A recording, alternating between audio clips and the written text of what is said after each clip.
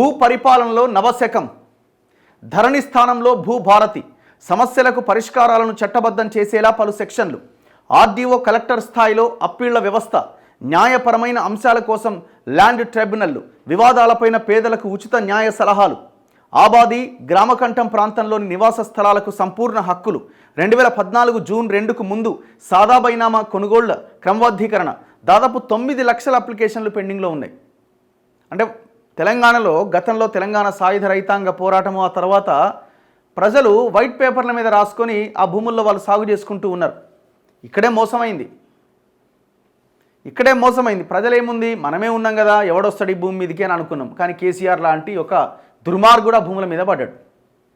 Enter అయిన ఒక ముఖ్యమంత్రి దీంతో వెనకాల ఒక 5గురు నేసుకొని కుటుంబంలో ఉన్న మనుషులను 5గురు నేసుకొని ఒక రాక్షసుడి అవతారంలాగా మన భూముల మీద పడ్డాడు. 19 సెక్షన్లతో శాసనసభలో నూతన ROR 2024 బిల్లు. ధరణితో భూములు కొల్లగొట్టారు, వాటిని పేదలకిచ్చే విషయాన్ని పరిశీలించుడు కాదు, ఇయ్యాల్సిందే. పరిశీలించుడేంది? రాహుల్ గాంధీ ఇచ్చిన స్టేట్మెంట్. ఎకరాల భూమి కొల్లగొట్టిరు, పోయిన గవర్నమెంట్ కేసీఆర్ హయాంలో ఆ భూమిని తిరిగి స్వాధీనం చేసుకొని పేద ప్రజలకు పంచుతామని ఇచ్చిన హామీ అది. పరిశీలిస్తామేంది? ధరణి భూతం వెనుక 2 వ్యక్తులు, వారికి అనుకూలంగా చట్టం తయారు చేసుకున్నారు. మా నేత అన్నట్లే దాన్ని బంగాళాఖాతంలో కలిపాం. భూభారతి అద్భుత చట్టం. అసెంబ్లీలో రెవెన్యూ మంత్రి పొంగులేటి శ్రీనివాసరెడ్డి. తెలంగాణ భూ పరిపాలనలో నూతన మార్పులకు ప్రభుత్వం శ్రీకారం చుట్టింది. రైతులు, భూ యజమానుల హక్కుల రక్షణ, భద్రతతో పాటు పలు రకాల సహాయ సహకారాలు అందించేలా ప్రభుత్వం ఈ భూభారతి బిల్లును రూపొందించింది. ప్రతి గుంట భూమికి చట్టబద్ధమైన హక్కు కల్పిస్తూనే ఆ హక్కుల పరిరక్షణ బాధ్యతలను కూడా ఈ చట్టం పర్యవేక్షించేలా విధానాలను ఇందులో పొందుపరిచారు. రైతులకు ఏదన్నా భూ సమస్య ఎదురైతే పైసా ఖర్చు లేకుండా ఉచిత సలహాలు పొందేందుకు వీలు కల్పించారు. భూ వివాదాలకు కోర్టుల చుట్టూ తిరగకుండా జిల్లా స్థాయిలోనే 2 అప్పీళ్ల వ్యవస్థలు ఉంటాయి. ధరణి స్థానంలో 19 సెక్షన్లతో తెలంగాణ భూభారతి ROR 2024 బిల్లును శాసనసభలో రెవెన్యూ మంత్రి పొంగులేటి శ్రీనివాసరెడ్డి బుధవారం ప్రవేశపెట్టారు. ఏళ్ల తరబడి నివాస స్థలాలపైన హక్కులు లేని గ్రామకంఠం భూములకు పట్టా పాస్ పుస్తకాల జారీకి ఇందులో అవకాశం కల్పించారు. నెంబర్ 1. దాని తర్వాత రైతులు, భూ యజమానుల సమస్యలకు పరిష్కారాలను కూడా చట్టబద్ధం చేసేలా పలు సెక్షన్లు జోడించారు. ఏకకాల రిజిస్ట్రేషన్, మ్యూటేషన్ విధానంలో ఎలాంటి మార్పు ఉండదు. కొత్త చట్టం అమల్లోకి వచ్చిన 3 నెలల్లోగా మార్గదర్శకాలను రూపొందించబోతున్నారు. అనంతరం చట్టంలోని సెక్షన్లు అమల్లోకి రాబోతున్నాయి. దేశంలోనే మేటి చట్టాలుగా పేరున్న రాష్ట్రాల RORలను అధ్యయనం చేసి తెలంగాణ ROR 2024 బిల్లును రూపొందించామంటూ పలు సెక్షన్లను మంత్రి పొంగులేటి ఉదహరించారు. ప్రస్తుత భవిష్యత్ అవసరాలను తీర్చే విధంగా కొత్త చట్టం ఉంటుందని పేర్కొన్నారు. సర్వే అనంతరం శాశ్వత భూదార్, ఆధార్ ఎట్లాగైతే మనకి ఒక్కొక్క మనిషికి ఒక్కొక్క ఐడెంటిటీ లాగా ఆధార్ కార్డు ఉన్నదో, ప్రతి ఎకరా భూమికి మీకున్న భూములకి ఒక భూదార్ అని ఒక కార్డు ఇస్తారట. దేశవ్యాప్తంగా ల్యాండ్ టైటిల్ యాక్ట్ను తీసుకురావాలి అన్నది కేంద్ర ప్రభుత్వ లక్ష్యం. అక్షాంశాలు, రేఖాంశాల ఆధారంగా ప్రతి కమతానికి భౌతిక సరిహద్దులు నిర్ణయించి శాశ్వత రక్షణ కల్పించాలనేది ఉద్దేశం. దీనికోసమే భూదార్ విధానాన్ని తెచ్చింది. ఈ క్రమంలోనే రాష్ట్రంలోని ప్రతి భూ కమతానికి ఒక ప్రత్యేక సంఖ్య కార్డును జారీ చేయాలని రాష్ట్ర సర్కార్ నిర్ణయించింది. అయితే రాష్ట్రంలో భూముల సర్వే పూర్తి స్థాయిలో జరగకుండా శాశ్వత భూదార్ కార్డు జారీ చేస్తే భవిష్యత్తులో యాజమాన్య హక్కుల్లో సమస్యలు వస్తాయని ప్రభుత్వం 2 రకాల విధానాలకు కొత్త చట్టంలో స్థానం కల్పిస్తోంది. ప్రస్తుత రికార్డులు అనుసరించి తాత్కాలిక, పూర్తిస్థాయి సర్వే అనంతరం శాశ్వత ప్రాతిపదికన భూదార్ను జారీ చేయాలని నిర్ణయించింది. సో ఎట్లా అప్పీల్ చేసుకోవాలి? ఏవైనా వివాదం ఉంది మీ భూమి, ఏ రకంగా అప్పీల్ చేసుకోవాలి? తహసీల్దార్ స్థాయిలో భూ సమస్య పరిష్కారం కాకపోతే RDOకి, అక్కడి నుంచి కలెక్టర్కు అప్పీల్ చేసుకోవచ్చు. న్యాయపరమైన భూ సమస్యల పరిష్కారానికి ల్యాండ్ ట్రిబ్యునల్స్ కూడా నెలకొల్పుతారు. ఇవి రాష్ట్ర స్థాయిలోనా లేదా జిల్లా, డివిజన్ స్థాయిలో ఏర్పాటు చేస్తారా అనేది అవసరాన్ని బట్టి ప్రభుత్వం నిర్ణయించబోతున్నది. భూ పరిపాలనా ట్రిబ్యునల్ కమిషన్ను ప్రభుత్వం నియమిస్తుంది. ఏదైనా భూ వివాదం పైన తహసీల్దార్కు దరఖాస్తు చేసి అక్కడ పరిష్కారం కాకపోతే 60 రోజుల్లో RDOకి అప్పీల్ చేసుకోవచ్చు. RDO స్థాయిలో పరిష్కారం కనుక నచ్చకపోతే 60 రోజుల లోపల జిల్లా కలెక్టర్కి అప్పీల్ చేసుకోవచ్చు. ఈ అప్పీళ్లలో జిల్లా కలెక్టర్దే అంతిమ నిర్ణయం. కొన్ని విషయాల్లో నేరుగా RDOకు దరఖాస్తు చేసుకోవాల్సి రావచ్చు. అక్కడ ఆ అధికారి చూపే పరిష్కారంతో విభేదిస్తే 30 రోజుల్లోపుగా కలెక్టర్కి అప్పీల్ చేసుకోవచ్చు. కొన్ని అంశాల్లో నేరుగా కలెక్టర్కు దరఖాస్తు చేయాల్సి ఉంటుంది. అక్కడ కలెక్టర్ ఇచ్చే ఉత్తర్వులతో విభేదిస్తే 30 రోజుల్లో భూ పరిపాలనా ట్రిబ్యునల్లో సవాల్ చేసుకునే వెసులుబాటు ఉంటుంది. MRO, RDO, collector, tribunal. MRO నుంచి ఆర్డీఓకు, ఆర్డీఓ నుంచి కలెక్టర్కు, కలెక్టర్ నుంచి ట్రిబ్యునల్కు. ఒక దగ్గర కింది కోర్టు నుంచి పై కోర్టు వరకు అన్నట్టు గంతే. కింద సమస్య పరిష్కారం కాలే మళ్ళీ పైకి వెళ్తావు, కింద ఇచ్చిన ఆయన తీర్పు నీకు నచ్చలే పై ఆయన దగ్గరికి వెళ్తావు. వాలంటీర్ల తోడ్పాటు. భూ సమస్యల విషయాల్లో న్యాయ సలహాలు, సూచనలు ఇచ్చేందుకు ప్రభుత్వం మండల స్థాయిలో వాలంటీర్లను ఏర్పాటు చేయబోతున్నది. పేదలకు పైసా ఖర్చు లేకుండా ఉచితంగా న్యాయ సలహాలు అందించబోతున్నారు. సాదా బైనామాలు. తెల్ల కాగితాలపైన ఒప్పందాల ద్వారా 2014 జూన్ 2కు ముందు జరిగిన కొనుగోళ్లను క్రమబద్ధీకరించాలని ROR 2004 చట్టం సెక్షన్ 6(1) ద్వారా నిర్ణయించారు. ROR 1971 చట్టం కింద 2020 సెప్టెంబర్ 12వ తేదీ నుంచి అక్టోబర్ 10 వరకు 9,24,000 దరఖాస్తులు స్వీకరించగా రెగ్యులరైజేషన్ అంతా పెండింగ్లో పెట్టారు. ఆర్డీఓ స్థాయిలో విచారణ నిర్వహించి క్రమబద్ధీకరణ ప్రక్రియ నిర్వహిస్తారు. ఈ సాదా బైనామాలు వైట్ పేపర్ మీద ఉన్న వాళ్ళు సంవత్సరాల తరబడి దశాబ్దాలుగా ఆ భూమిలో వాళ్ళే సాగు చేసుకుంటున్నారు. ఎవరు? పేద రైతులు. మరి వాళ్ళకి రెగ్యులర్ చేయడానికి ఇబ్బంది ఏముంది? ఎలాంటి ఇబ్బంది లేదు. గ్రామ సభ పెట్టో లేకపోతే అక్కడ గ్రామంలో ఉన్న వాళ్ళని అడిగో ఈ భూమి ఎవరిదే అంటే వాళ్ళే చెప్తారు. దాని ద్వారా ఒక సర్వే నిర్వహించి ఎవరైతే ఆ సాదా బైనామాల కింద అప్లై చేసారో వాళ్ళు రెగ్యులరైజ్ చేస్తే అయిపోయాయి.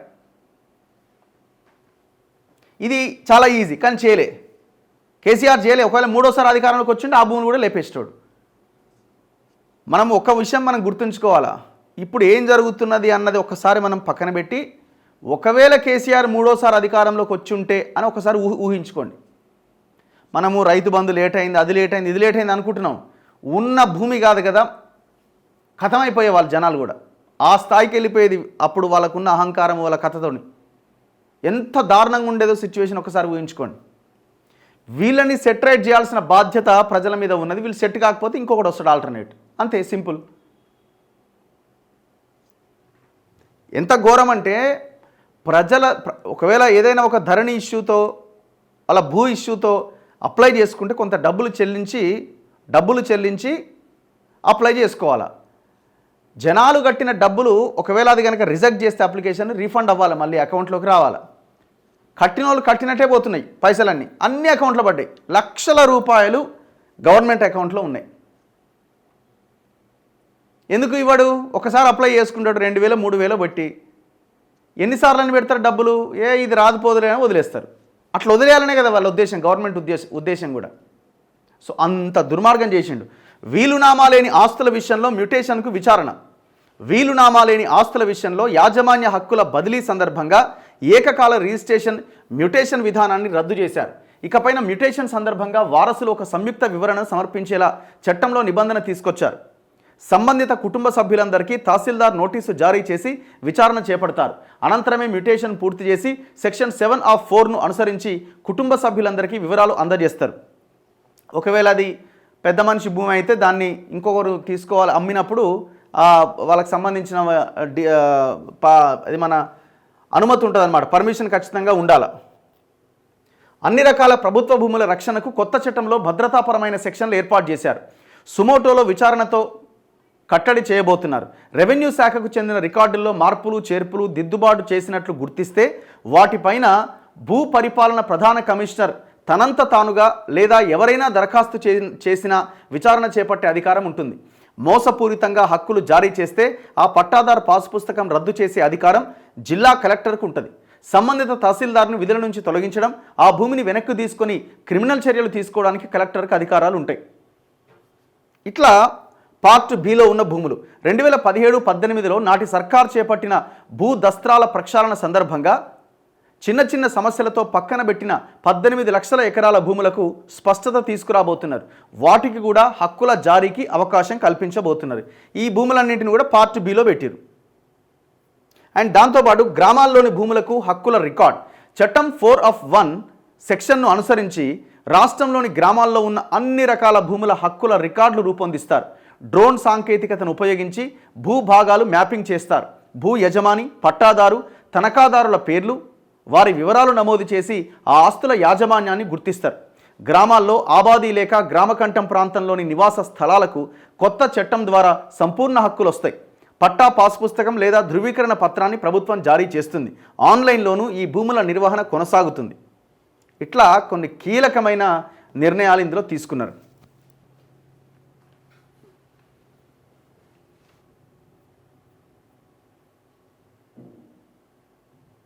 ఇగో 24 లక్షల ఎకరాలు అన్యాక్రాంతమైనవి. ఇందిరమ్మ హయాంలో రాష్ట్రంలో 24 లక్షల ఎకరాల భూముల్ని పేదలకిచ్చారు. అవి అన్యాక్రాంతం అయిపోయినాయి. ఆ భూముల సమస్యను పరిష్కరిస్తాం. బీఆర్ఎస్ సర్కార్ ధరణి పోర్టల్కి ముందు స్వదేశీ సంస్థకి ఇచ్చింది. తర్వాత విదేశీ సంస్థ చేతిలో 2,76,00,000 ఎకరాల భూముల్ని పెట్టింది. మా ప్రభుత్వం భూభారతిని కేంద్ర ప్రభుత్వ సంస్థ ఎన్ఐసికి డిసెంబర్ 1వ తేదీన అప్పగించింది. ప్రతి రెవెన్యూ గ్రామానికి ఒక రెవెన్యూ అధికారిని నియమిస్తాం. జమాబందీ చేయిస్తాం. ప్రభుత్వ ప్రైవేట్ ఆస్తుల విషయంలో అధికారులు అక్రమాలకు పాల్పడితే వారిపైన కఠిన చర్యలు తీసుకుంటాం. భూభారతిలో పూర్తి పారదర్శకత ఉంటుంది. ప్రపంచంలో ఎక్కడి నుంచైనా సర్వే నెంబర్ల వారీగా భూముల పూర్తి వివరాలను చూసే అవకాశాన్ని కల్పిస్తున్నాం. మాకు ఎందుకంటే డౌట్, బేసిక్గా ఈ భూములు అనేసరికి అన్ని పార్టీలు ఇన్వాల్వ్ అయి ఉంటాయి. ఈ భూములు అనేసరికి అన్ని పార్టీలు ఇన్వాల్వ్ అయి ఉంటాయి. కాంగ్రెస్ లేదు, బీజేపీ లేదు, నా బీఆర్ఎస్ లేదు. అక్కడికి వచ్చేసరికి ఈ ఈ ఈ విషయాల్లో ఎందుకు మాట్లాడలేకపోతారంటే, ఎవరైతే కబ్జా చేసినోడు ఉంటాడో, ఎవడైతే ఆ రియల్ ఎస్టేట్ సంస్థ మాఫియా ఉంటుందో వాడు అన్ని పార్టీలతోనే డీల్ చేసుకొని ఉంటాడు. వాడు వీళ్ళందరికీ కావాల్సిన వాడు అయి ఉంటాడు. సో అట్లా ప్రభుత్వాలు వెనకడిగేస్తున్నాయి. ఇవాళ హైడ్రా తీసుకొచ్చి హైడ్రా పేరుతో ఒక డ్రామా చేస్తున్నారు. చూడండి ఏం జరుగుతున్నది. ఎందుకు బడా బడా రియల్ ఎస్టేట్ కంపెనీల ఆ అక్రమ కన్స్ట్రక్షన్స్ కూల్చలేకపోతున్నారు? అంత వీళ్ళ దోస్తులే. సో అందుకే మేము కూడా ఈ భూములు అనగానే భూముల విషయంలో మాటలు చెప్పినట్టుగా చేతల్లో ఉంటుందా అంటే మాకు కొంత అనుమానంగా ఉన్నది. మీరు చేసుకుంటూ వెళ్ళి ఇగో మేము చేసిన చూపించినామని ప్రజలకు చూపిస్తే అప్పుడు మీకు హ్యాట్స్ ఆఫ్ చెప్పొచ్చు, శబాష్ అనొచ్చు. కానీ ఇప్పుడే మేము ఈ భూభారతి తెచ్చిరు కదా, ఇక మీరు సపోర్ట్ కొట్టురంటే కొట్టడానికి అవకాశం లేదు. రిజల్ట్ చూడాలా, పోయిన భూములు తిరిగి తెప్పించాలా. కాకపోతే ఇక్కడ ఒకే ఒక్క పాయింట్ ఏంటంటే, కేసీఆర్ అధికారంలోకి రాలే ఒకటి, రెండోది ధరణి అనే దాన్ని మొత్తానికి మార్చి అవతలబడేసి కొత్త ఆప్షన్స్ని, కొత్త మాడ్యూల్స్ని తీసుకొచ్చి కొంత రక్షణ కల్పించే ప్రయత్నం చేస్తున్నారు. ఒకటి మాత్రం వాస్తవం ఏంటంటే, పోయిన భూమి ఒక ఎత్తు అయితే ఉన్న భూమి భవిష్యత్తులో ఆ స్థాయిలో మళ్ళీ కబ్జాలు జరగకుండా ఉండడానికి ఒక అవకాశం అయితే ఏర్పడ్డది. ఇప్పుడు మన ముందున్న పాజిటివ్ పాయింట్ ఏంటంటే ఇది ఒక్కటే. భవిష్యత్తులో పోయిన 10 ఏళ్లుగా జరిగినన్ని కబ్జాలు కానీ దారుణాలు కానీ ఇక ముందు జరగడానికి అవకాశాలు తక్కువగా ఉన్నాయి. మొత్తం జరగదని కూడా నేను చెప్పను, తక్కువగా ఉన్నాయి. ఇది కొంత ఊపిరి తీసుకోవాల్సిన విషయం అన్నమాట. కానీ ఏదేమైనా ఈ విషయంలో మనం ఫోకస్ చేయాల్సిందే, పగడ్బందీగా దీని మీద కన్నేసి ఉంచాల్సిందే. అండ్ ఇంకొక ప్రధానమైనది, ఇంకొక ఆప్షన్ ఏం తీసుకొచ్చారంటే, భూముల సమాచారం దాచడానికి లేదు, ఎవరివైనా ఎక్కడి నుంచైనా వివరాలు చూసేలా ఏర్పాట్లు, 11 కాలంలతో పహాని. సో ఎట్టి పరిస్థితిలో ఇప్పుడు మీరు ధరణి పోర్టల్కి వెళ్తే మీ భూమిని సీక్రెట్ ఆప్షన్ కింద పెట్టుకోవచ్చు. చాలామంది లీడర్లు వాళ్ళ యొక్క మొత్తం ఆస్తులు, భూములకు సంబంధించిన వ్యవహారాన్ని సీక్రెట్గా పెట్టుకున్నారు. ఆ అవకాశాన్ని కేసీఆర్ కల్పించింది. ఎందుకు సీక్రెట్ ఉండాలా? నువ్వు సంపాదించింది లీగల్ అయినప్పుడు, నువ్వు సంపాదించిన ప్రాపర్టీ, నువ్వు రిజిస్ట్రేషన్ చేసుకున్న ప్రాపర్టీ అక్రమం కానప్పుడు వై ఎందుకు సీక్రెట్గా పెట్టాలా? పబ్లిక్ డొమైన్లో పెట్టాల్సిందే. సో ఇప్పుడు దాన్ని ఎత్తేస్తున్నామని అంటున్నారు. సీక్రెట్ ఆప్షన్ అన్నది లేదు. ఎవరైనా సరే, ఎవరి పేరుతో ఉన్న భూమినైనా సరే, ఏ భూమి ఏ సర్వే నెంబర్తో అయినా సరే చెక్ చేయడానికి అందరికీ అవకాశం ఉన్నది.